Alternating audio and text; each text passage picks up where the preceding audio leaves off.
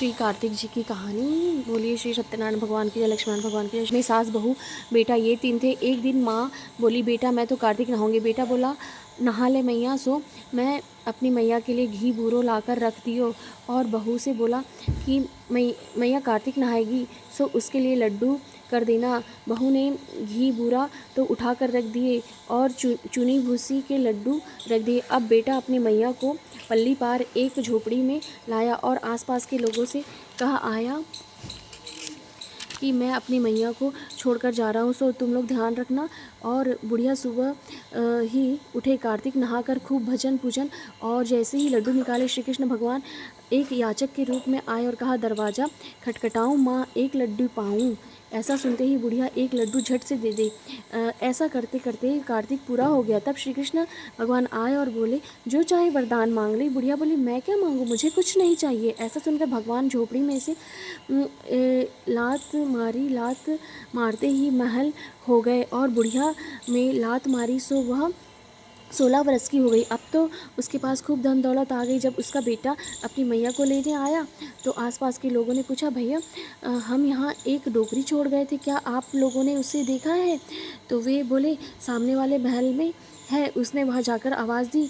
मैया बाहर निकल कर आई। बेटा गाड़ी में मैया को बिठाकर और सब सामान रख कर घर ले आया। तब देख बहू जलने लगी तथा अपनी माँ को कार्तिक स्नान कराने की सोचने लगी। कार्तिक आते ही उसने ज़बरदस्ती अपनी माँ को स्नान कराने के लिए भेजा और खूब घी बूरे के लड्डू बनाकर रख दिए। जमाई अपनी सास को यमुना किनारे छोड़ आया। कार्तिक के शुरू होते ही औरतें सुबह स्नान करने आती थी, किंतु वह सोई पड़ी रहती थी तथा उसने शोर मचाती कि तुम इतनी जल्दी आकर क्यों इतना शोर मचाती हो? भगवान श्री कृष्ण आते ही कहते हैं, झोली फैलाऊं मैं, एक लड्डू पाऊं मैं।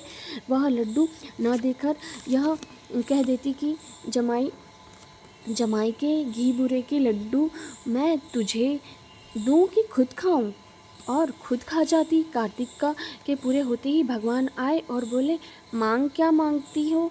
वह बोली, जैसा आपने मेरी समधिन को दिया है वैसा ही मुझे दे दो। भगवान ने यह कहकर कि तेरी करनी तेरे साथ, उसकी करनी उसके साथ झोपड़ी में लात मार दी।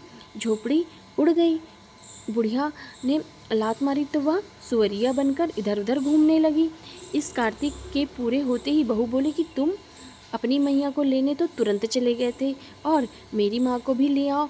उसने जाकर देखा तो ना झोपड़ी थी ना बुढ़िया थी। पूछने पर पता चला कि वह सुअरिया बनकर घूम रही है। बेटा तुरंत ही एक रस्से को सुअरिया के गले में उसको बांधकर घर खींच ले आया। अपनी बहू से बोला कि ले, यह है तेरी माँ। यह देखकर वह बोली कि माँ का यह हाल कैसे हुआ?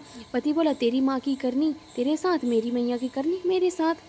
तब उसने पंडितों से पूछा। एक एक पंडित ने बताया कि जो भी 9 कार्तिक तथा 10 वैशाख बिना नमक खाकर नहाई हो, उसके नहाने की धोब इस पर पड़ते ही यह ठीक हो जाएगी। यह सुनकर बहू ने विचार किया कि मेरी सास इसी तरह स्नान किए हैं, अतः वह अपनी सास की खुशामद करके बोली, सासू जी आज तो मैं तुम्हें खुद से अपने हाथ से नहलाऊंगी। सास बोली, नहीं मानती तो नहला दे। यह सुनकर एक गड्ढा खोदकर उसमें अपनी सास को बिठाकर उसके ऊपर से पट्टा रख दिया और अपनी सास को पट्टे पर बिठाकर खूब अच्छे से स्नान कराया। और नहाने के पानी से बहू की माँ पहले जैसे हो गई।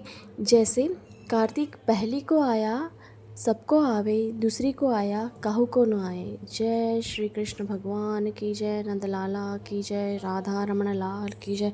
राधे राधे।